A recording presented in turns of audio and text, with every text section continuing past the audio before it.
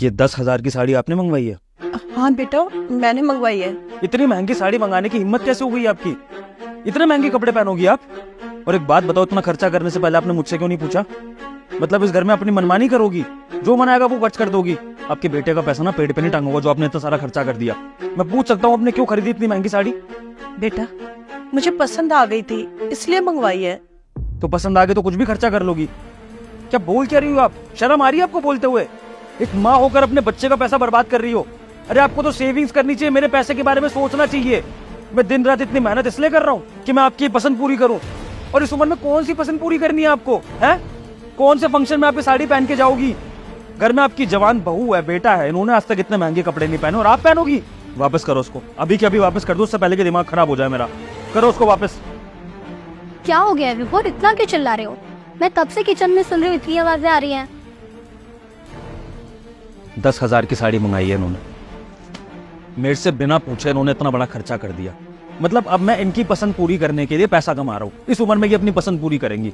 सोच के देखो सुरभि, आज तक इतने महंगे कपड़े हमने कभी पहने ही नहीं, इन्होंने भी नहीं पहने।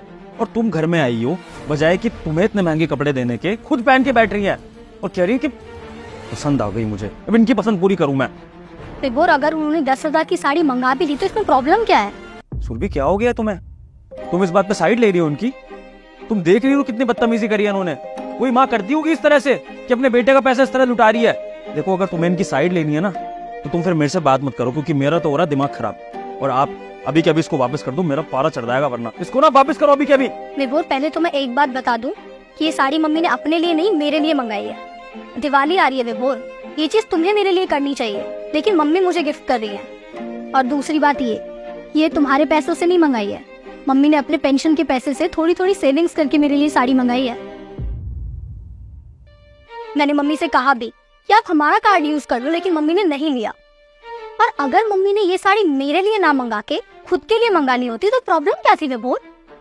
वो माँ है तुम्हारी जिम्मेदारी है उनको खुश रखना। और इस घर में रहता कौन है? बस हम 3 लोग। अगर तुम हमारी विश भी पूरी नहीं कर सकते तो क्या फायदा है विभोर?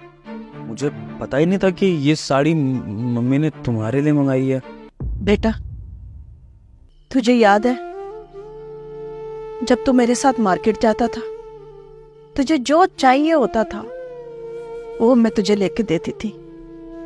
और तुझे याद है एक दिन तुझे एक खिलौना पसंद आया था, और कितना महंगा था, जबकि मेरे पास पैसे भी नहीं थे। लेकिन तूने कहा नहीं माँ, मुझे तो यही चाहिए। लेकिन तुझे पता है मेरे पास पैसे तक नहीं थे, लेकिन फिर भी मैंने तुझे वो खिलौना लेके दिया ना।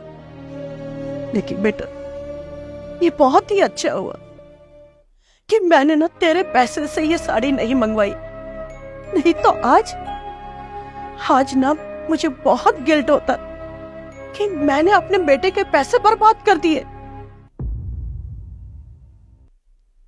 लेकिन आज ये बात मुझे बहुत अच्छी तरह समझ में आ गई कि जब बच्चों को अपने शौक पूरे करने होते हैं ना तो पैसों की कमी नहीं होती, लेकिन जब बात माँ बाप के ऊपर आती है ना तो उनको अपने शौक मान लेने चाहिए।